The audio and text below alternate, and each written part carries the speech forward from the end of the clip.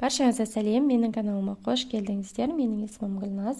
Бүгінгі сабағымызда сіздермен осындай әдемі шапканы тоқитын боламыз. Бұл шапка удлиненный столбик без накидамен тоқылған основасы және соединительный петлямен тоқылған. Шапкамыз тоқу үшін біздерге жіп, крючок қайшы, сантиметрлік лента және маркер қажет болады. Менде жіп Алеза Baby Best 100 граммда 240 метр, 90% акрил, 10% бамбук және 3,5 мм крючокпен тоқитын боламын. Дайын болсақ, сабағымызды бастайық. Узорымыз жақсы көріну үшін мен осындай ашық түсті жіппен тоқып көрсететін боламын. Ең бірінші біздер осылай дөңгелекше жасап аламыз. Осы дөңгелекшенің ортасына удлиненный столбик без накида 6 тоқимыз. 2 воздушный петля көтереміз. Бұл бізде бір удлиненный столбик без накидан алмастырады. Енді дөңгелекшенің ортасына крючогымызды өткізіп, жібімізді іліп шығарамыз. Жіпті қайтадан крючокқа ілеміз да, крючоктағы бір петлядан өткіземіз. Жіпті крючокқа қайта ілеміз да, крючоктағы 2 петлядан өткіземіз. 2 удлиненный столбик без накида бізде. Естеріңізде болса, біздер удлиненный столбик без накиданы юбка сабанда тоқып қолданған болатынбыз, сол узорда. 2 үшінші удлиненный столбик без накида. 4-ші, 5-ші және 6-шы удлиненный столбик без накида. Енді жібімізді тартамыз. Біздер қатарды аяқтаймыз, бірден тоқып кететін боламыз. Аяқтамаймыз қатарымызды. 2. Мынау бізде бірінші петлямыз. Осы бірінші петля бірден тоқып кетеміз. 2. Екінші қатар біздер тоқып жатырмыз. Бірінші петлясынан 2. Бірінші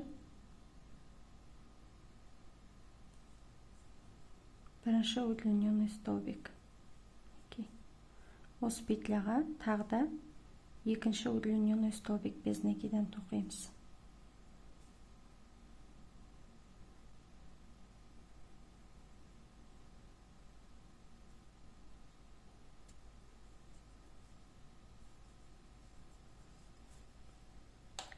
Және бірінші петлясына осыны 2 маркерімізді белгілеп аламыз.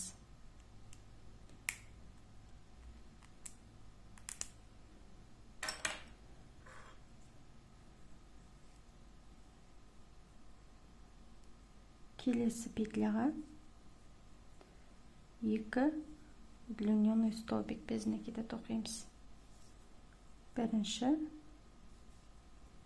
және екінші. Келесі петляға да 2 столбик, удлиненный столбик без накида тоқимыз. Столбик деп айта берейін. Барлық шапкада біздер тек осы удлиненный столбик без накидамен тоқитын боламыз.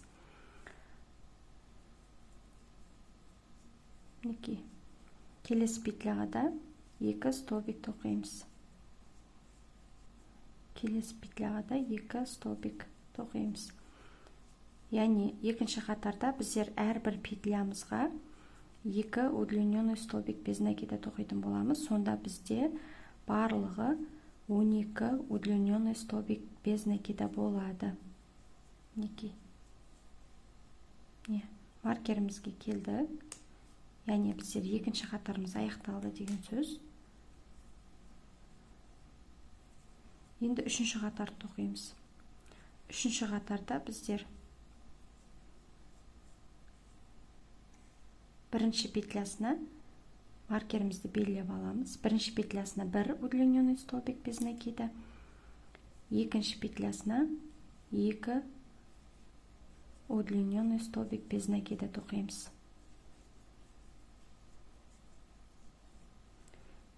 келесі петляны 1 удлиненный столбик без накида, келесі петляға 2 удлиненный столбик без накида. Яғни әрбір қатарда біздер 6 прибавкадан жасайтын боламыз. Келесі петляға 1 удлиненный столбик без накида, келесі петляға 2 удлиненный столбик без накида, келесі петляға 1, келесі петляға 2.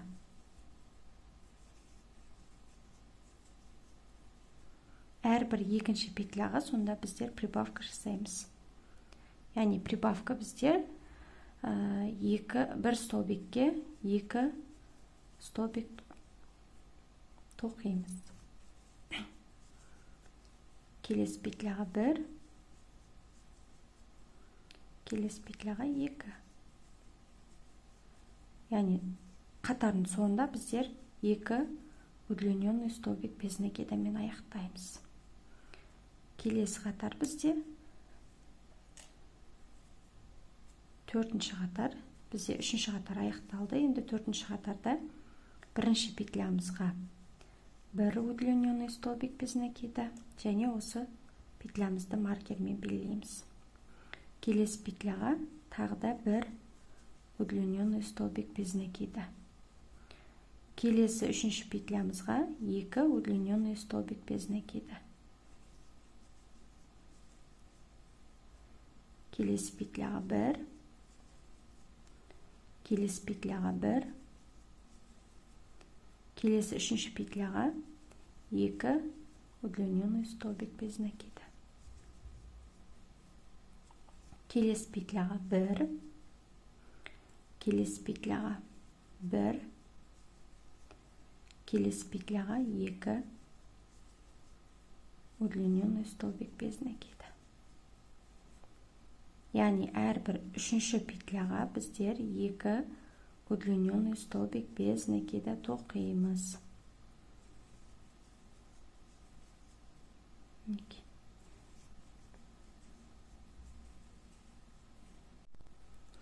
Қатардың соңында біздер прибавкамен аяқтаймыз. Яғни қатардың соңындағы петляға 2 удлиненный столбик без накида тоқылады. Келесі қатар келесі бізде 5-ші қатар, бізде 4-ші қатарда аяқтадық. 1-ші петляға 1 удлиненный столбик, 2-ші петляға 1 удлиненный столбик, 3-ші петляға 1 удлиненный, 4-ші петляға 2 удлиненный столбик без накида тоқимыз.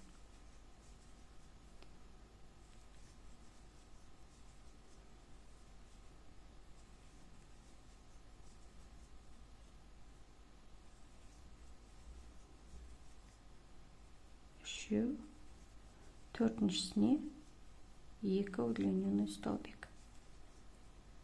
Өте оңай. 3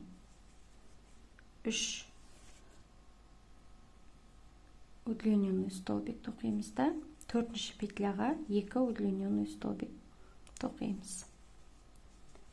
3 удлиненный столбик, 4-ші петляға 2 удлиненный столбик. Яғни алдыңғы қатардағы алдыңғы қатарда бізде прибавкамен тоқылған 2 столбигімізде, соның екіншісіне біздер прибавка жасайтын боламыз. Бұл әрбір қатарда. Келесі қатарда мынау бізде 2 прибавка. Прибавка осының екіншісіне жасаймыз. Осылай әрбір қатарда тоқимыз. Осы қатарда бізде 4-ші петляға прибавка жасасақ, келесі қатарда 5-ші петляға прибавка жасаймыз. Онан кейін 6-ші петляға прибавка жасаймыз. Онан кейін 7-ші петляға прибавка. Солай прибавка жасайтын боламыз. Өзімізге қажетті өлшемде тоқим деген шейін. Яғни біздің донышкамыз шапкамыздың төбесі, яғни шапкамыздың төбесі өзімізге қажетті өлшемде шығам деген шейін біздер прибавкамен тоқи береміз. Менде 15 сантиметр болу керек.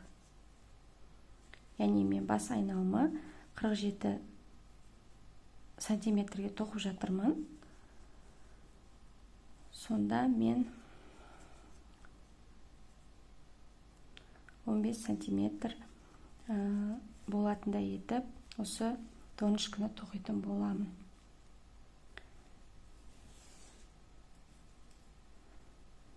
Келесі қатар тоқимыз. Келесі қатарда біздер мана айтқандай әрбір 5-ші петляға прибавка жасаймыз. 2, 3, 4, алдыңғы қатардың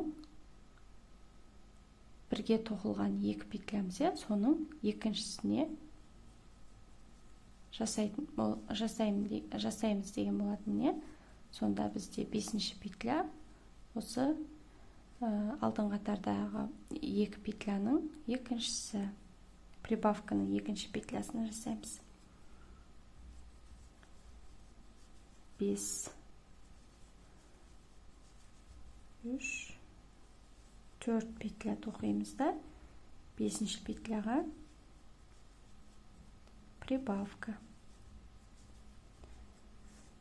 Ешқандай қиындығы жоқ. Әрбір қатарда осылай көбейтіп отырасыздар. Келесі қатарда уже 6-ші петляға жасайсыздар прибавканы, онан кейін қатарда 7-ші петляға жасайсыздар, онан кейін 8-ші петляға, онан кейін 9-ші петляға солай-солай өзімізге қажетті өлшемде тоқимыз. Яғни бас айналымына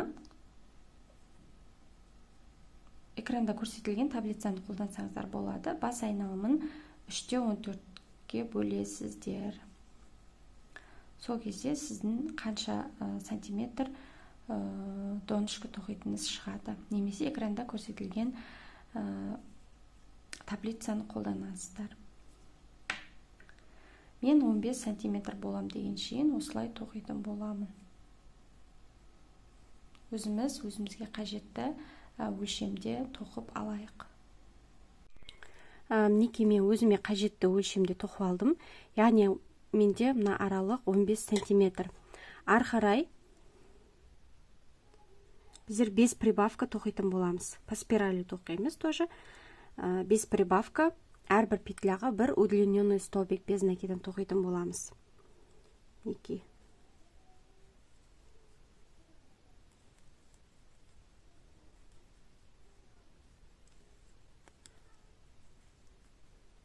Әрбір петляға бір столбиктен тоқимыз.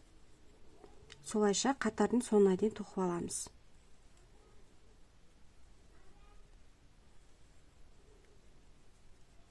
Ешқандай прибавка, убавка жасамаймыз.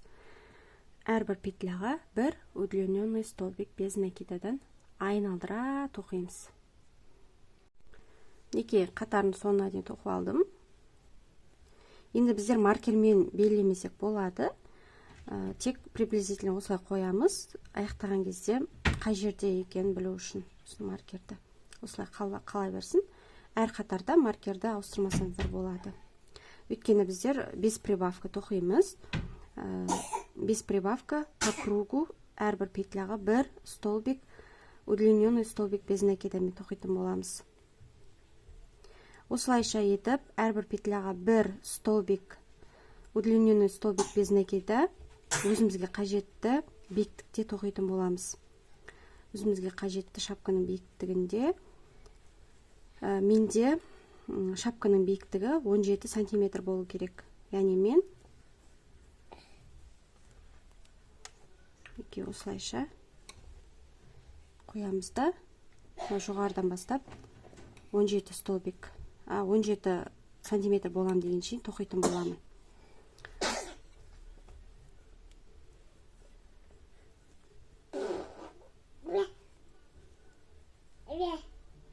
мінекей. Әрбір петляға бір удлиненный столбик без накида.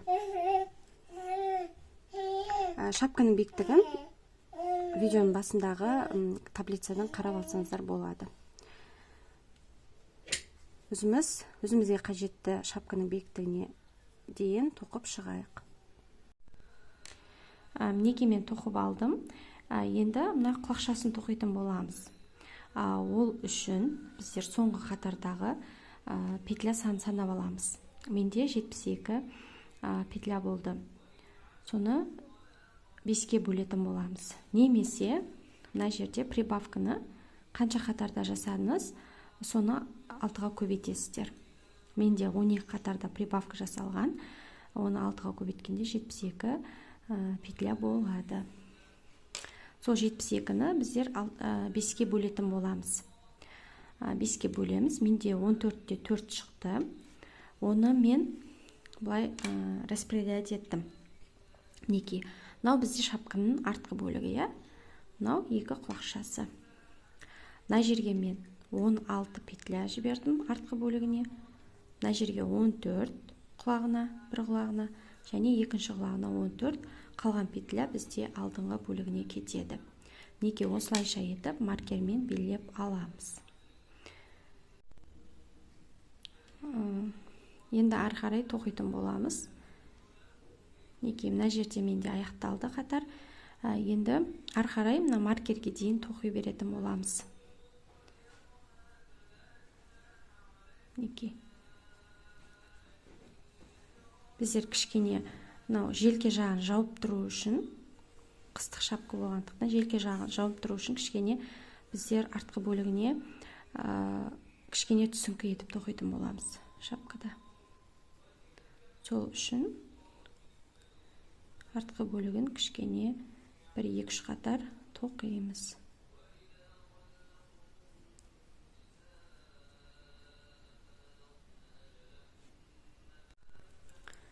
Маркер белгіленген петляны да тоқимыз.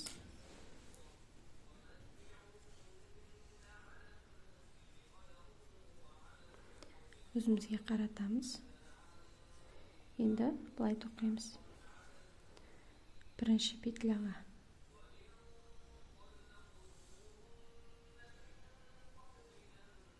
тоқимыз. Екінші петля. Яғни менде артқы бөлігінде 16 удлиненный столбик.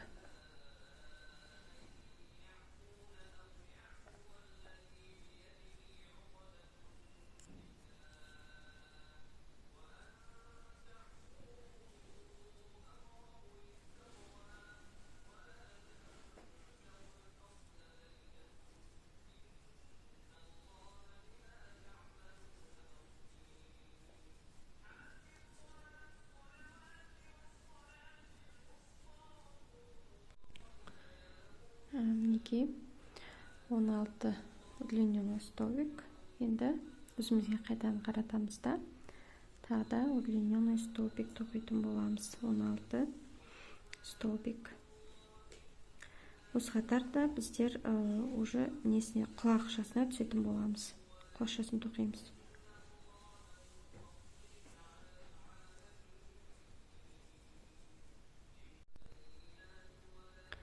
Мінекей 16-шы столбик бізде. Осы столбикті маркермен белгілейміз. Енді бізде уже мына жақтағы маркерге дейінгі петля құлақшаның петлялары. Соны тоқитын боламыз.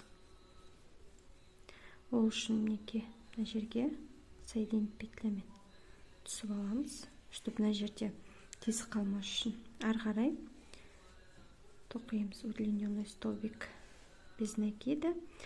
Бізде 14 болады. Мінекей. Мынау бізде біріншісі.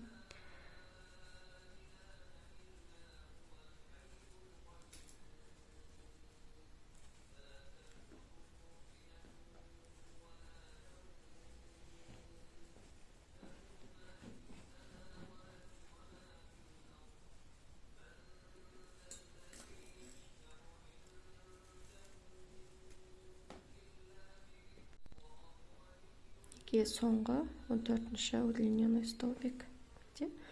Енді өзімізге қаратамыз. Да. Мына бірінші петляны тоқымаймыз біздер. Екінші петляны бастап тоқып кетеміз. Яғни удлиненный столбик мінекейді тоқимыз. Бірінші петлямыз біздің.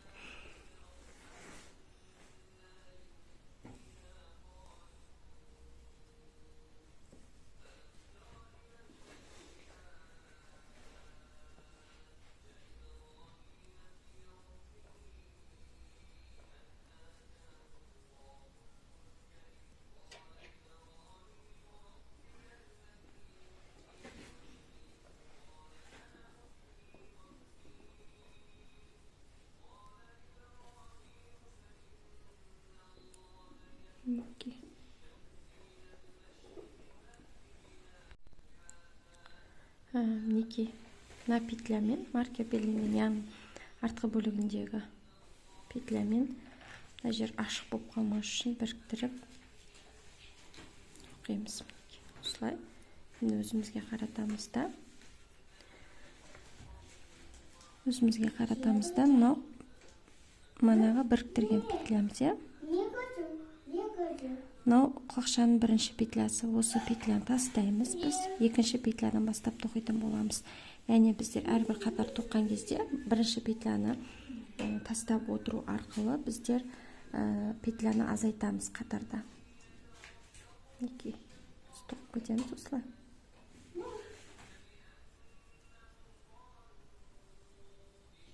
Әрбір қатарда бір петлядан қысқарып отырады.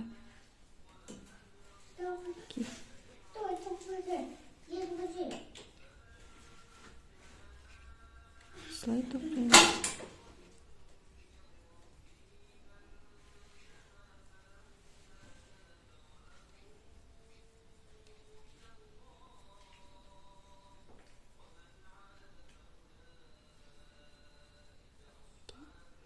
Енді қайтадан өзімізге қаратамыз.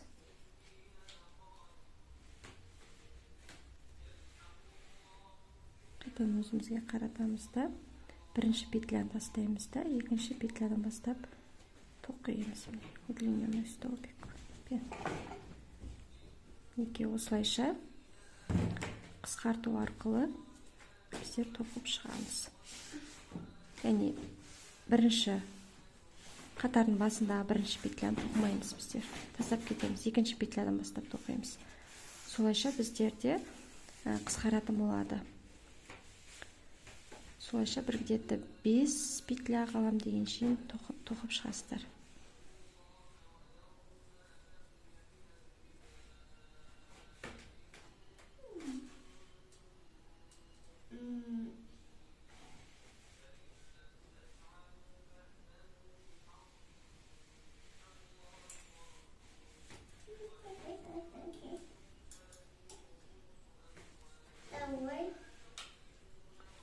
Қайтадан өзімізге қаратамыз. Екінші петлясынан бастап осылайша тоқып шығамыз. Осылайша осы құлақшасын тоқитын боламыз, және екінші құлақшаны тоқитын боламыз. Тура осылай.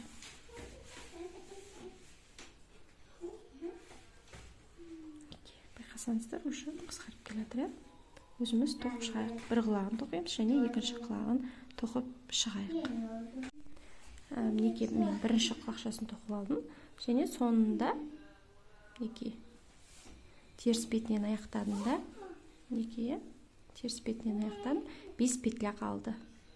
Енді бізде екінші құлақшасын тоқитын кезде мына жағынан бастап тоқимыз. Өйткені біздер мына құлақшаны осы бетінен бастап тоққан болатынбыз. Сол үшін мына жағынан бастап тоқып, анағыдай мына жерді біріктіріп алып, солай тоқып кететін боламыз.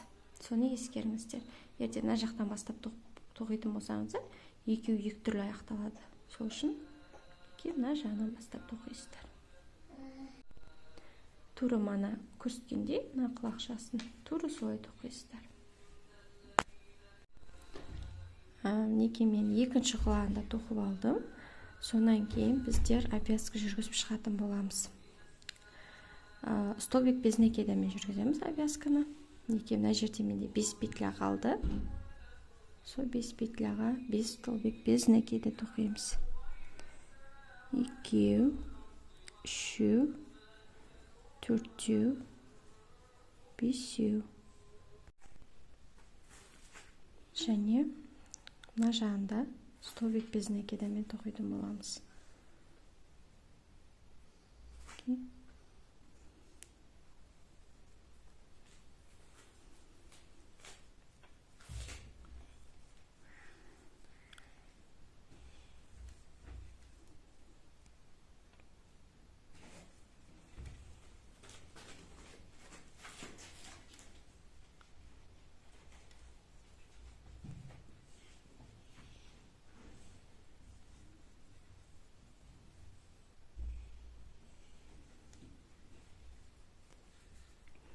Және мына жерге қанша тоқыдыңыз, соны жаттап алыңыз.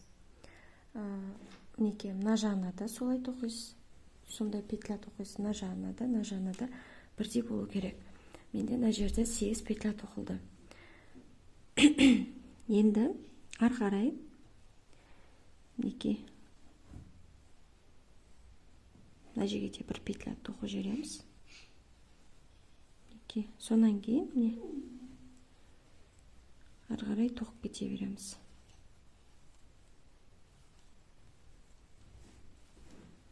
Осылай столбик без накидамен айналдыра тоқып шығамыз.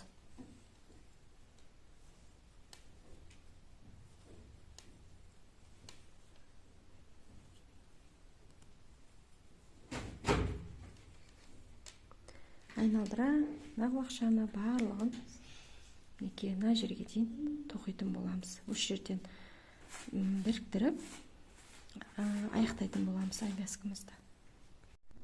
Неке мен обвязканы жасап шықтым. Енді біздер мына жерге резинка тоқитын боламыз. Ол үшін осылай үстімізге қаратамыз. Осылай неке мынау бірінші петляда осы петляға крючогымызды өткіземіз да, басқа түсті жіп менде осы жіпті аламыз. Жіпті аламыз да воздушный петля тоқимыз. 2, 3, 4, 5, 6, 7, 8, 9, 10, 11, 12, 13, 14, 15, 16. 16 воздушный петля тоқимыз. Тағы бір петля көтереміз. Енді соединить петлямен тоқитын боламыз. Соединить петлямен 16 соединить петля тоқимыз. Біреу, екеу, үшеу, төртеу, бесеу,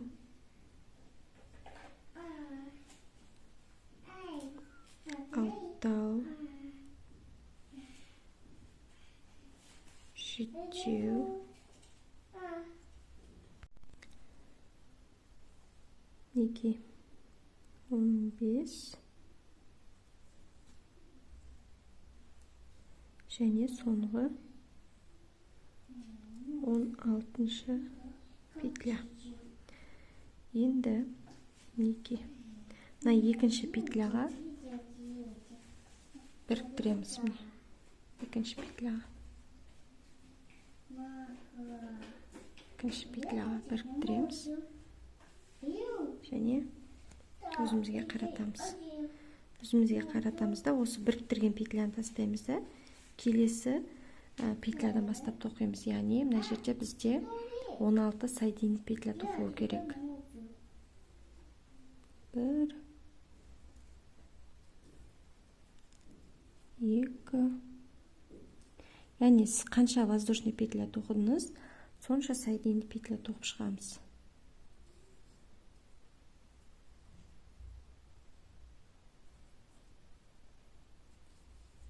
Енді 16 воздушный петля тоқылды, және 16 соединительный петля тоқитын боламын. Бұл каждый рядта.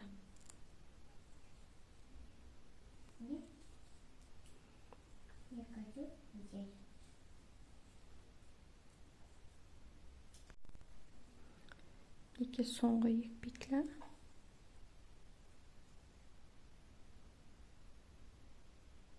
Соңғы петля.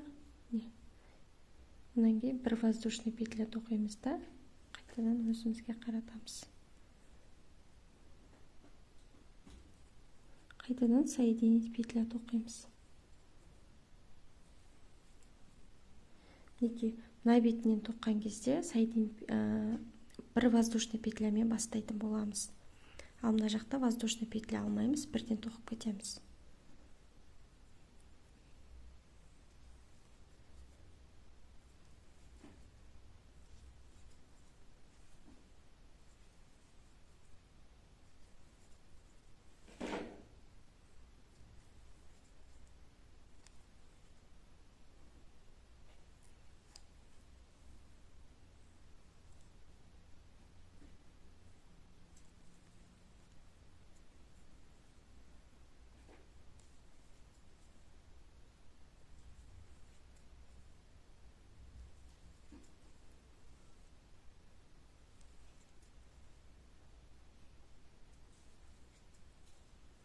Соңғы петлямыз, және келесі үшінші петляны біріктіреміз. Қайтадан өзімізге қаратамыз да, қайтадан 16 соединительный петля тоқимыз.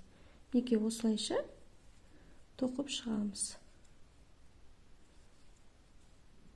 Былай. Неге мына жерге дейін тоқимыз.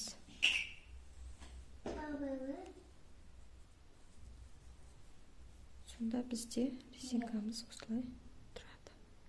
Өзіміз тоқып шығайық. Неге мен тоқып алдым. Үстіңгі бөлігінен аяқтайтын боламыз. Осылай қойып, мына екі шетін тігіп қоямыз. Неге мен екі шетін осылай тігіп алдым, және құлақшамызға осындай бауды тоқып қойдым. Енді осы бауды екінші құлағына тоқимыз. Ол үшін неге мына петлямызға крючогымызды өткізіп аламыз. Жіпті ілеміз да осы жерден өткіземіз. Түйіп аламыз.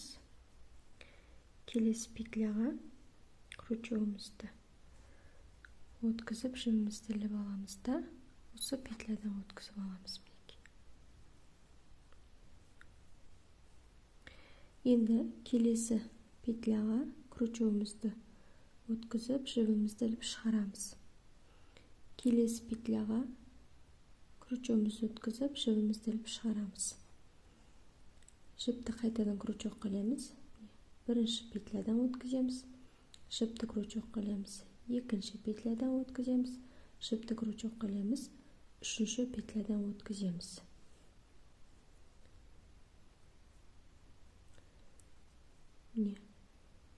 Бірінші петля бізде. Мына жерде енді бізде 3 петля көрініп тұр.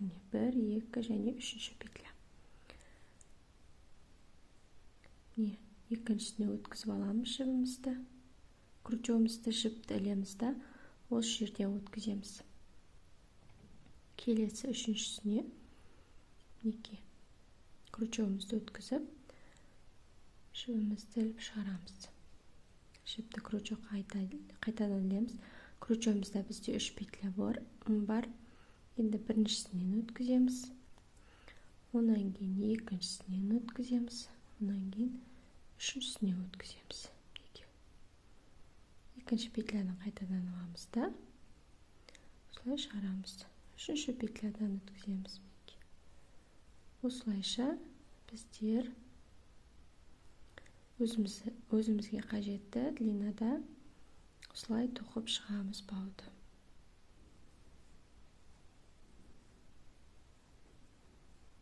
Мен баудың өлшемін есептеген жоқпын. Приблизительно көзбен тоқыдым. Приблизительно осы болып қалады деп тоқыдым. Және екінші бауында бірінші бауына салыстырып отырып тоқитын боламын. Енді шапканың көлеміне байланысты қарайсыздар ғой.